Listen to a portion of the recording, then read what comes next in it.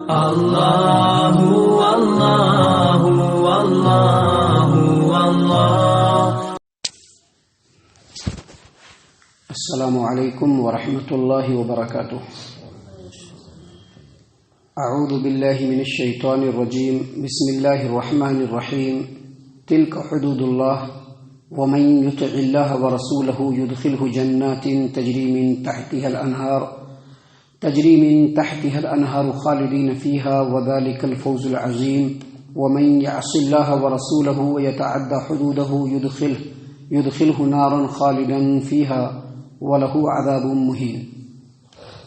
یہ اللہ تبارک و تعالیٰ کی حدیں ہیں، اور جو اللہ اور اس کے رسول صلی اللہ علیہ وسلم کی فرما برداری کرے گا، اللہ اس کو ایسے جنتوں میں داخل کرے گا جس کے نیچے نہریں بہہ رہی ہیں، اور اس میں وہ ہمیشہ ہمیشہ رہے گا، اور یہ بڑی کامیابی ہے۔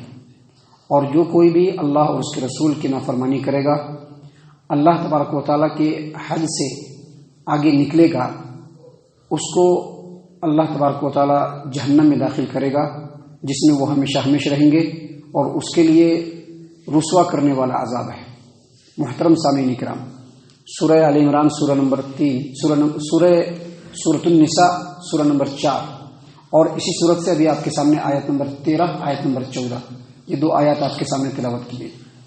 محترم سامعین کرام، اللہ تبارک و تعالیٰ نے فرمایا تلک حدود اللہ، یہ اللہ تبارک و تعالیٰ کی حدیں ہیں۔ ابھی کل اور کل سے پہلے جو دو آیات ہم نے آپ کے سامنے پیش کیے تھے، جس میں اللہ تبارک و تعالیٰ نے وارثین کے میراث کو مقرر فرمایا ہے اور بتلایا ہے کہ کس کو کتنا ملے گا، اللہ تبارک و تعالیٰ نے یہاں پر اسی بات کو بیان کیا ہے کہ تلک حدود اللہ، یہ جو حصے مقرر کیے ہیں اللہ تبارک و تعالیٰ نے، یہ وارثین کے لیے، یہ اللہ تبارک و تعالیٰ نے مقرر کیے۔ اور وارثین کے لیے کیوں مقرر کیے ہیں؟ کہ جو جس کا مال ہے اس کے ساتھ رشتہ داری میں قربت ہونے کی وجہ سے، اور میت کا اپنا ہونے کی وجہ سے، جو وارثین ہیں ان کی ضرورت کو سامنے رکھتے ہوئے، اور جو موتا ہے ان کے غیر موجودگی میں ان کے نہ ہونے سے ان کی ضرورت کیسے پوری ہوگی، ان کی ضرورت کو پورا کرنے کی غرض سے اللہ تبارک و تعالیٰ نے یہ حصے مقرر کیے ہیں کہ بیٹے کو اتنا ملے گا، بیٹی کو اتنا ملے گا، باپ کو اتنا ملے گا، ماں کو اتنا ملے گا، بیوی کو اتنا ملے گا، اگر یہ لوگ نہ ہو تو دوسرے رشتہ دار ہیں ان کو کتنا کتنا ملے گا۔ یہ سب اللہ تبارک و تعالیٰ کی حدیں ہیں۔ محترم سامعین کرام، اس سے آپ سمجھ سکتے ہیں کہ جو وراثت کا معاملہ ہے کتنا اہم ہے۔ آج کل ہمارے سماج و معاشرے کے اندر اکثر دیکھا گیا ہے، مسلمان ہونے کے باوجود، قرآن و حدیث پر چلنے کے باوجود، جب وراثت کا معاملہ آتا ہے ڈاواں ڈول ہو جاتا ہے، کشتی ڈاواں ڈول ہو جاتی ہے۔ اگر کسی کی طرف زیادہ میلان ہے اس کو زیادہ دینے کی کوشش کرتے ہیں، یا سب کچھ معلوم ہونے کے بعد بھی لوگوں کے کہنے کی وجہ سے، یا سماج و معاشرے کو دیکھ کر، یا اپنے رشتے ناتوں میں سے کسی کے بات کو سن کر کے کسی کو زیادہ دے دیتے ہیں، کسی کو کم دے دیتے ہیں، کبھی وصیت کر دیتے ہیں، کبھی مال وارثین کو نہ ملے مختلف قسم کے ہیلے بہانے کر دیتے ہیں۔ اللہ تبارک و تعالیٰ نے ڈراتے ہوئے کہا کہ تلک حدود اللہ، یہ اللہ تبارک و تعالیٰ کی حدیں ہیں، یہ اللہ تبارک و تعالیٰ کا مقرر کیا ہوا حصہ ہے، جس کو بالکل اسی طرح سے ادا کرنا ہے جس طرح سے اللہ اور اس کے رسول صلی اللہ علیہ وسلم نے ہدایت کیا ہے، رہنمائی کیا ہے۔ محترم سامعین کرام، اتنی بات بیان کرنے کے بعد اللہ تبارک و تعالیٰ نے آگے فرمایا وَمَن يُطِعِ اللَّهَ وَرَسُولَهُ، جو اللہ اور اس کے رسول کی فرما برداری کرے گا۔ حالانکہ اللہ اور اس کے رسول کی فرما برداری ہر معاملے میں کرنی، ہم اپنے زندگی کے تمام گوشوں میں اللہ اور اس کے رسول کی فرما برداری کریں، یہ بالکل ضروری ہے ہمارے لیے۔ حالانکہ یہ جو دو آیات ہیں یہ وراثت کے پس منظر میں نازل ہوئے ہیں، لیکن اللہ اور اس کے رسول کی اطاعت و فرما برداری کتنا اہم ہے، کتنی ضروری ہے، اس کو آپ اگر سمجھنا چاہتے ہیں تو نبی صلی اللہ علیہ وسلم کی حدیث کو سن لیجئے۔ نبی اکرم صلی اللہ علیہ وسلم نے فرمایا کل امتی یدخلون الجنت الا من ابا، میری تمام کی تمام امت جنت کے اندر داخل ہوگی، صرف وہ داخل نہیں ہوگا جس نے انکار کیا۔ کون داخل نہیں ہوگا؟ وہ داخل نہیں ہوگا جس نے انکار کیا۔ پوچھا صحابہ کرام رضی اللہ عنہم نے کہ اے نبی صلی اللہ علیہ وسلم، آخر آپ کا انکار کون کرے گا؟ کوئی انکار نہیں کرتا۔ آپ دیکھیے ہر طرح کی حرکتیں ہو رہی، لیکن پھر بھی ہمارا رسول کہنے کے لیے ریڈی رہتے ہیں لوگ۔ اس میں کوئی یہ نہیں کہ ان کے نہیں، یہ سبھی لوگ اس حمام میں سبھی ننگے ہیں۔ یہ جو ایسا حمام ہے جس میں سبھی ننگے ہیں، تمام کے تمام مسلمان اللہ اور اس کے رسول کی فرما برداری کرنے میں ہمیشہ چوکتے رہتے ہیں، اپنی زندگی میں، اپنی زندگی کے تمام معاملات میں، اپنے رہن سہن میں، اپنے پہناوے اوڑھاوے میں، اپنے وضع قطع میں، معاملات میں، لین دین میں اللہ اور اس کے رسول کی نافرمانی ہوتی رہتی ہے۔ اللہ کے رسول صلی اللہ علیہ وسلم سے پوچھا صحابہ کرام نے کہ اللہ کے رسول صلی اللہ علیہ وسلم آپ کا انکار کون کرے گا؟ کہا کہ من اطاعنی دخل الجنہ، جو میری اطاعت و فرما برداری کرے گا وہ جنت میں داخل ہوگا، ومن عصانی، اور جو میری نافرمانی کرے گا۔ ابھی معلوم ہے کہ اللہ کے رسول کا یہ حکم ہے، اس کے باوجود دوسرا کام کر رہے ہیں۔ ابھی معلوم ہے کہ اللہ اور اس کے رسول کا حکم ہے، اس کے باوجود من موجی والا کام کر رہے ہیں۔ اللہ کے رسول صلی اللہ علیہ وسلم نے فرمایا کہ جو میری اطاعت و فرما برداری کرنے والا ہے وہ جنت میں داخل ہوگا، اور جو میری نافرمانی کرتا ہے دراصل وہی میرا انکار کرتا ہے، وہی میرا انکار کرتا ہے۔ اور ہم سوچ سکتے ہیں کہ ہم لوگ کتنے پانی میں ہیں، ہم لوگ سوچ سکتے ہیں کہ ہم لوگ کس مقام پر ہیں۔ محترم سامعین کرام، ان باتوں کو سمجھنا بہت ضروری ہے۔ یہاں پر اللہ تبارک و تعالیٰ نے فرمایا ہے کہ وَمَن يُطِعِ اللَّهَ وَرَسُولَهُ، جو اللہ اور اس کے رسول کی فرما برداری کرے گا۔ کیا مطلب یہ کہ اللہ تبارک و تعالیٰ نے جو حد مقرر کیا ہے، اس وارث کو اتنا ملے گا، اس وارث کو اتنا ملے گا، اس وارث کو اتنا ملے گا، اس کو کسی ہیلے بہانے سے اس کو کسی وارث کے حصے کو کم کرنے کی کوشش نہیں کرنا ہے۔ اللہ تبارک و تعالیٰ کا حکم ہے، اللہ تبارک و تعالیٰ نے فرض کیا ہے، اللہ تبارک و تعالیٰ کا حد ہے یہ جو اللہ تبارک و تعالیٰ نے لاگو کیا ہے، اس کو سامنے رکھتے ہوئے جس وارث کا جتنا حصہ ہے اس کو اتنا دے دینا۔ اگر ایسا کرے گا انسان، اللہ نے فرمایا وَمَن يُطِعِ اللَّهَ وَرَسُولَهُ، اگر انسان اللہ اور اس کے رسول کی فرما برداری کرے گا تو اللہ فرماتے ہیں يُدْخِلْهُ جَنَّاتٍ تَجْرِي مِن تَحْتِهَا الْأَنْهَارُ خَالِدِينَ فِيهَا ذَلِكَ الْفَوْزُ الْعَظِيمُ، ایسے بندوں کو اللہ تبارک و تعالیٰ جنتوں میں داخل کرے گا۔ کیسے جنتوں میں؟ جن کے نیچے نہریں بہ رہی ہوں گی اور اس میں وہ ہمیشہ رہیں گے، ہمیشہ رہیں گے۔ اب یہ دنیا کی طرح سے نہیں ہے، یہ دنیا کی طرح سے نہیں، کرائے کا مکان ہے تو ابھی یہاں سے وہاں، وہاں سے وہاں، اور اپنا مکان ہے پھر بھی شفٹنگ ہے، اپنا مکان ہے پھر بھی جانا پڑے گا چھوڑ کر کے، نہیں رہ سکتے ہیں، کوئی مائی کا لال نہیں رہ سکتا ہے، فرعون وقت بھی آ جائے تو اس کو جانا پڑے گا۔ دنیا کے اندر پاورفل سے پاورفل انسان ہوگا اس کو بھی جانا پڑے گا۔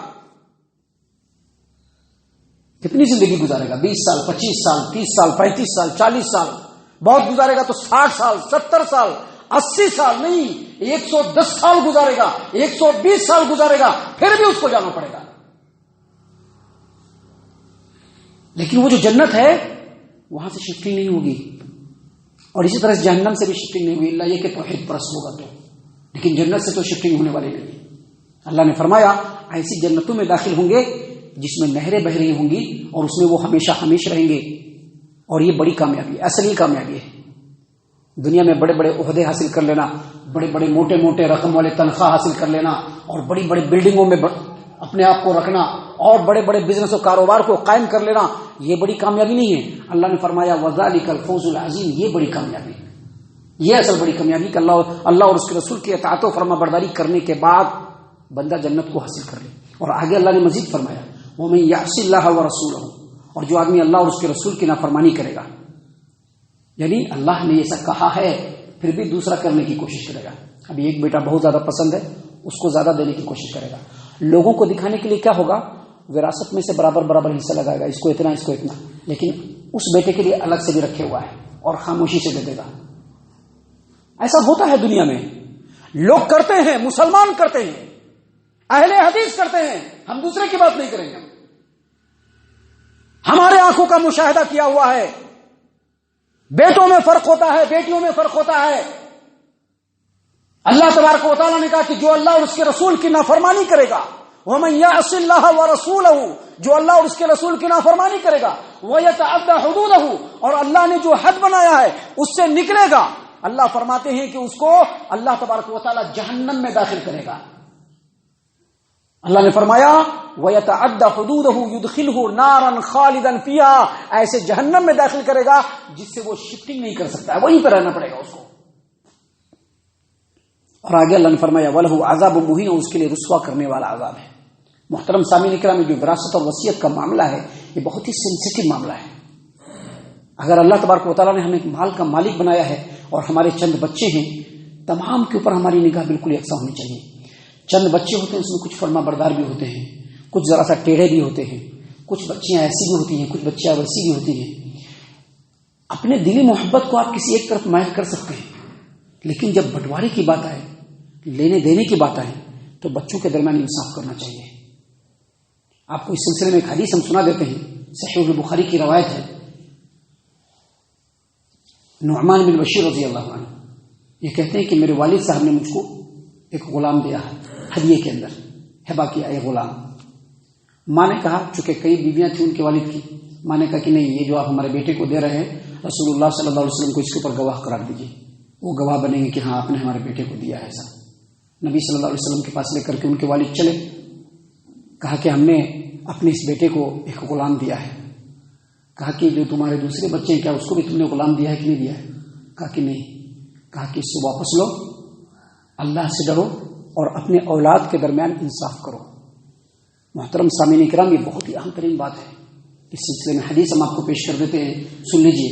مسند احمد کی روایت ہے، ابو ہریرہ رضی اللہ عنہ اس حدیث کے راوی ہیں، وہ کہتے ہیں کہ نبی اکرم صلی اللہ علیہ وسلم نے فرمایا، ایک آدمی 70 برس تک اللہ کی اطاعت و فرما برداری اور عمل کرتے رہتا ہے، لیکن جب لاسٹ میں وراثت اور وصیت کی بات آتی ہے، وہاں پر وہ عدل و انصاف سے کام نہیں لیتا ہے۔ اس برے عمل کی وجہ سے اس کا خاتمہ برے پر ہوتا ہے اور اللہ اس کو جہنم کے اندر داخل کر دیتا ہے۔ اور ایک آدمی 70 برس تک برے اعمال کرتا رہتا ہے، لیکن جب وراثت اور وصیت کا معاملہ آتا ہے تو عدل و انصاف سے کام لیتا ہے، کس کو کتنا ملنا چاہیے، کیونکہ سب ہمارے اپنے ہیں، سب ہمارے رشتہ دار ہیں، ان کو کتنا ملنا چاہیے، ان کو کتنا ملنا چاہیے، سب دیکھ کر کے جب بٹوارا کرتے ہیں، اللہ کے رسول صلی اللہ علیہ وسلم نے فرمایا کہ اس کے اس عمل کی وجہ سے اس کا خاتمہ خیر پر ہوتا ہے اور اللہ اس کو جنت کے اندر داخل کرتا ہے۔ دیکھیے ایک اور روایت ہے جس کو امام ابو داؤد نے سنن ابی داؤد کتاب الوصایا حدیث نمبر 2867 پہ روایت کیا ہے کہ اللہ کے رسول صلی اللہ علیہ وسلم نے فرمایا کہ ایک مرد یا عورت 60 سالوں تک نیکی اور اطاعت و فرما برداری والا کام کرتے رہتا ہے، لیکن جب وراثت اور وصیت کی بات آتی ہے وہاں پر عدل و انصاف سے کام نہیں لیتا ہے، اللہ تعالیٰ دونوں کو جہنم کے اندر ڈال دیتا ہے۔ تو اسی لیے اللہ تبارک و تعالیٰ نے کہا کہ یہ اللہ کی حدیں ہیں، اس کی اطاعت و فرما برداری کرنی ہے۔ کھول کر کے ساری بات بیان کر دی گئی ہے، اگر نہیں سمجھ میں آئے علماء حق موجود ہیں، آپ ان سے رجوع کیجیے۔ دیکھیے ہمارا ایسا معاملہ ہے، اتنے بچے ہیں، موت کے بعد اس کو بٹوانا کرنا ہے، آپ اس کا کیسے ہوگا ذرا حل کر دیجیے مسئلہ، ان سے مسئلہ حل کروائیے، کن کا کتنا حصہ ہے ان کو پہنچنا، چاہے وہ ہمارے فرما بردار ہوں یا نہیں ہوں، ان کو اتنا حصہ دے دینا، کیونکہ دنیا سے جانے کے بعد آخرت میں اللہ تبارک و تعالیٰ کا کوئی چھٹکارا نہیں۔ اللہ تبارک و تعالیٰ تو ہر ایک کو رزق دیتا ہے، جو اللہ کا نام لیتا ہے اس کو بھی اللہ رزق سے نوازتا ہے، جو اللہ تبارک و تعالیٰ کے ساتھ شرک کرتا ہے اللہ اس کو بھی رزق سے نواز رہا ہے۔ تو جو حصہ اللہ نے جس کا مقرر کر دیا ہے اس کو نہیں کٹ کرنا ہے۔ البتہ ایک بات یاد رہے، ایک ایمان والا، ایک مومن، ایک کافر اس کا وارث نہیں بن سکتا ہے، ایک مومن کا وارث ایک کافر نہیں بن سکتا ہے، یہ بات یاد رہے۔ لیکن اس کے باوجود جو مسلمان ہیں، جو ہمارے بچے ہمارے رشتہ دار ہیں، جو ان کا جو حق ان کو دے دینا ہے، اسی میں ہماری کامیابی ہے۔ اللہ تبارک و تعالیٰ سے دعا ہے کہ اللہ تبارک و تعالیٰ ہم تمام کو ان تمام باتوں کے اوپر خوب غور و فکر اور تدبر کرنے کے ساتھ ساتھ ان باتوں کے اوپر عمل کرنے کی توفیق عنایت فرمائے، آمین۔ اللہ تعالیٰ ہم تمام کو صحیح معنوں میں پکا سچا مومن مسلمان بنائے، اللہ اور اس کے رسول صلی اللہ علیہ وسلم کی اطاعت و فرما برداری کرنے والا بنائے، صحابہ کرام رضی اللہ عنہم کے طریقے پر چلنے والا بنائے، جنت الفردوس میں جگہ عطا فرمائے۔ اے اللہ ہم تمام کو جہنم سے پناہ دے، اے رب العالمین ہم تمام کو جہنم سے پناہ دے، اے مالک الملک ہم تمام کو جہنم سے پناہ دے، آمین یا رب العالمین۔ وما علینا الا البلاغ المبین۔